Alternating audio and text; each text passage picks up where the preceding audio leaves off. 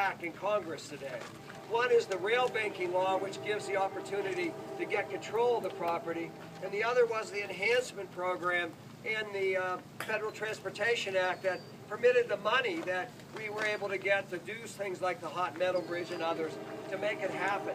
And without that kind of leadership, it would have been very hard to do this. But let me just say, the real impetus of this, what I think is interesting about what we're going to do today, is I have never seen something nationally like the Rails to Trails effort. It was a spontaneous effort. Long before these laws existed, or we were talking about it, there were people out on the Montour Trail who were trying to get that in place. And long before I was involved heavily in politics or ever thought about being mayor, there were little pieces we were thinking about doing. And slowly, we all got together and began to imagine. And then, of course, there was Linda Boggs, right? Up and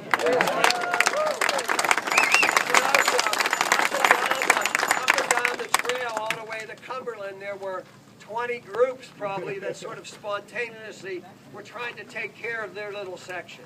We were doing that in the city of Pittsburgh. And Linda said, let's put it all together and think about going all the way to Washington. Most of us are so focused on our communities, it was hard to imagine that. And so for us to make this connection really says a lot about who we've become, about how we work together as a community, and how people work together. And so this is really about citizens, not elected officials, citizens sort of saying, this is something we want in our community. You know, I go around the country and speak a lot, and I often say, the first thing I say to people, so if you have a young son or daughter, where do you take them to ride a bike to learn? Do you take them to a Walmart parking lot?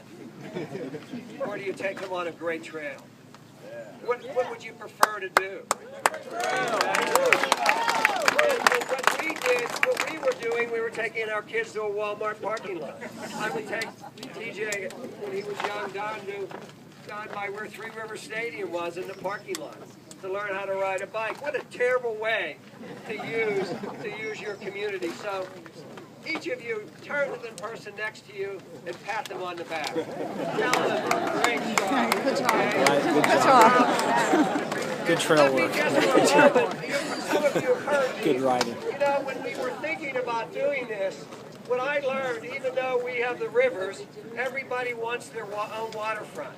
So when Alcoa was going to build their headquarters on the north side, they thought all of you that ride bikes, if you were behind their building, were going to break in. You were going to be security risks and steal things.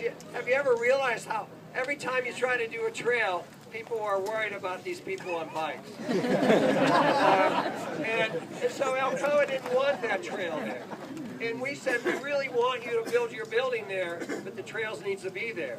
And then PNC Bank, when they were building their operation centers, had put their building all the way up against the road, Grant Street and the Parkway. And I remember calling Tom O'Brien and saying, you need to move your building back. And he said, it's going to cost a lot of money to design that. And he did design it. He moved it back, put locker rooms in for his employees, put his cafeteria along the trail.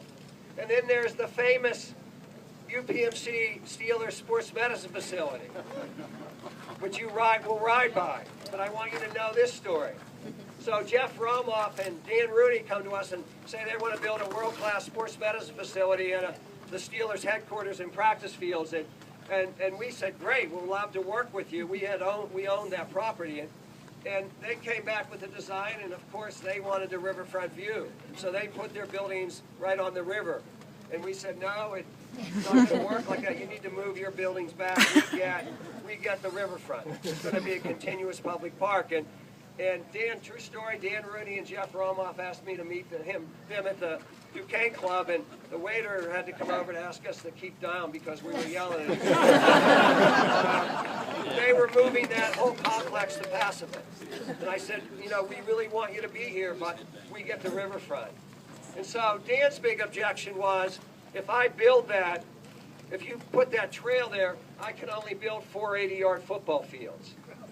So when we ride by that, now you'll know why the Steelers can't score when they're in the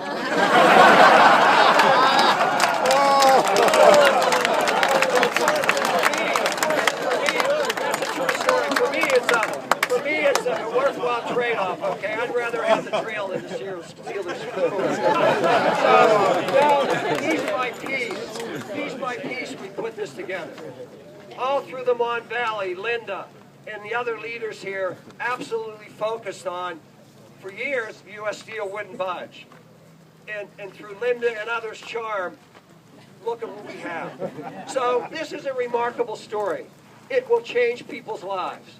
People will, like Mike, who had not been on a bike maybe for 40 years, will now get on a bike because they don't even worry about a car. It will bring young people with their kids into the city and into these communities, and they'll want to live here because this is a wonderful asset. We've changed our region. Congratulations.